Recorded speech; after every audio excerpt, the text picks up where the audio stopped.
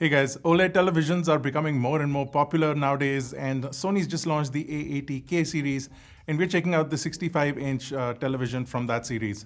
Now they're available in three sizes, the 55, 65, and 75, and if you guys are interested, I'll have links with the best prices in the description below. Now this is their latest line of televisions. While these are not flagship OLED panels from the company, these are right up there with some of the best panels that are available in the market. Now, the display itself in this one is a 65-inch, and in all televisions, the front, about 94.8% is the actual display, and the rest of it is the aesthetic garnishes, including the bezels and the bottom elements. And those are also made out of metal, and they look really nice, and there is no Sony branding on the front of the TV, and it looks clean because of that. The stands itself are also made out of metal, and they slot into place. It's basically a very easy setup, and it takes about 2 minutes to basically get this TV up and going. If you choose to wall mount it, some studs are included, so you can extend the back holes and have your wall mount on there. It can basically sit flush with the wall as well, provided you do get the right stand or you buy one from Sony. The back also has this grid style pattern. It looks really nice and modern, and all the ports are right there and they're labeled correctly. So you do have two ports that are 4K 120 capable, and the EARC one is also properly marked. And then you do have your USB ports, some analog inputs, and some of the other stuff that you're used to on the back of the television. Now, you can hide all of this with a cover that is included, and that basically routes your cable through this little hole, and everything sort of hides behind, and the cable mess sort of goes away. Now, that's the back of the TV. Let's talk about the front of the TV, which is the main aspect. The panel itself is a OLED panel. LG is the manufacturer, and it is a 10-bit panel with 30-bit color. You do get the new XR engine, the Bravia XR engine. It is an AI engine, so you do get a really good amount of picture upscaling. So if you're watching content that is not all the way up to 4K, this panel can really do the job and bring that content up. Now, images from this panel are really brilliant, and because it's an OLED panel, it can really dim down the dark sides and liven up the light sides. It's rated for about 650 nits. And some of the picture modes that are pre-configured from the factory look really good.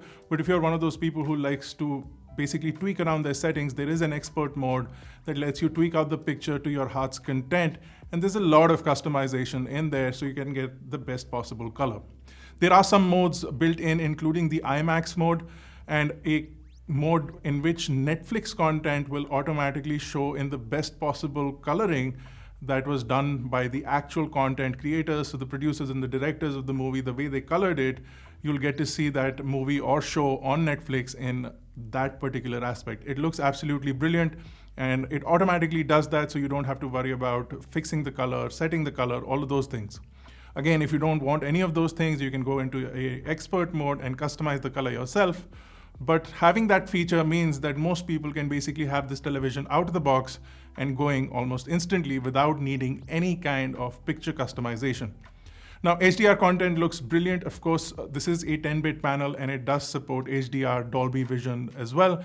And Dolby Vision content looks absolutely mind-blowing. Some of the low points and the bright points on the panel come out really nice. You'll see that in dark scenes, things like skin tones, which suffer on some panels, that they look absolutely clear and crisp on this television, and the lighting effects also look great. Because of the triluminous color technology, you'll also find that some of the color aspects, the greens and the reds, the yellows that televisions usually struggle with, those come out really well on this panel, especially the skin tones. They tend to look a little blue on other OLEDs that I've seen, but here they come out really clear, and these are the settings that we've seen out of the box without any customization. So like I said, this panel is rated for 650 nits. And in my testing, and I've been testing this for a couple of weeks, I'll find that the 650 nits is basically a peak brightness. And while the native brightness is somewhere in the 280 to 300 range, it seems a little bit dim. And if you have this right in front of a window, you might find that in certain cases, you'll need to see more brightness. So because it's not the top of the line OLED, it does suffer in that aspect a little bit, but it is not like it is unusable. The brightness is really good, and most of the content is very clear, but some of the elements of the brightness could have been higher, especially if you compare it to some of the slightly more expensive panels that are available in the market. Now, this is a 120 Hz panel, and it does support gaming as well. So if you do have a PlayStation 5, which it is basically because it's a Sony product. It automatically connects and also automatically enables the game mode. And if you connect it to this television, it will automatically set up a PlayStation profile and you're good to go. Now, games look absolutely insane on this. I was comparing it to a QLED that I use personally, and in comparison, some of the elements in the games, including the colors, they look absolutely brilliant, including in games that have not played for a while and I was recently going back into. So Red Dead Redemption, for example, looks absolutely insane on this, along with Ghost of Tsushima, which is a game that I've played extensively. Now, Sony's done something really interesting with the sound, and the sound is rated for about 50 watts. But what Sony has done is converted the front of the panel into a speaker. So they call it Acoustic Surface Audio Plus, and it basically converts the entire screen into a speaker. It actually feels like there's a surround sound setup in front of you. It does have two big size subwoofers that are also forward firing. So it converts the entire screen into a speaker, and the sound effect from that is kind of insane.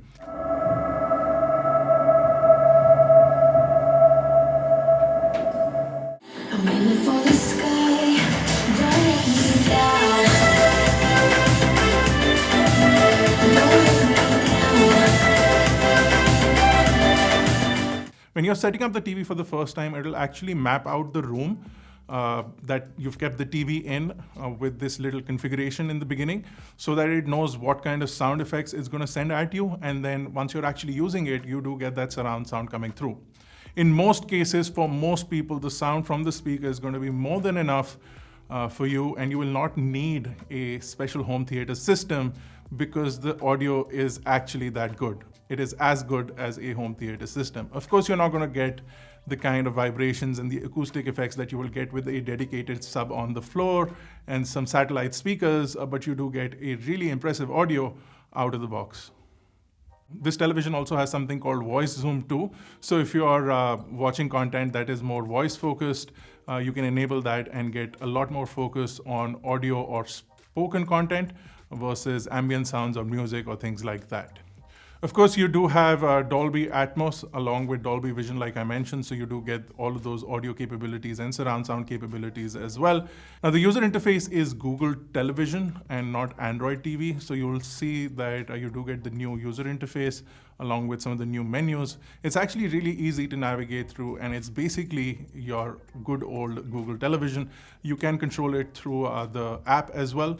And the remote is also really nice, and it has this really nice texture on the back. You do have some quick shortcuts for some of the popular streaming platforms, and it's really easy to use. It's lightweight, and you do get Sony batteries in the box as well. I wish Sony was selling these separately, but they're not. One really cool feature is the living decor feature. That's what we have actually playing in the background.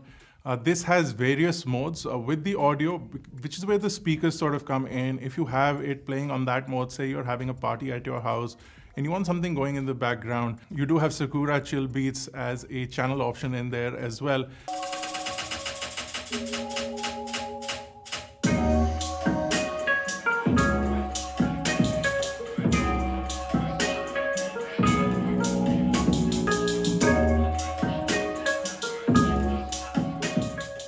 And some other really cool features built in. And I have to say that is one of the coolest features on this television.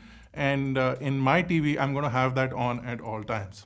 Overall, I'm really impressed with this television, some of the features and the capabilities, especially the panel, the picture quality, the image, and the kind of colors that it is able to deliver. And Sony is known to make really good televisions, so this one is no different. If you guys are interested, I'll have links in the description below. If you have any questions or queries, I'll try and answer those in the comments below. Let us know what you think of the A80K, and this has been Bharat. I'll see you guys in the next one.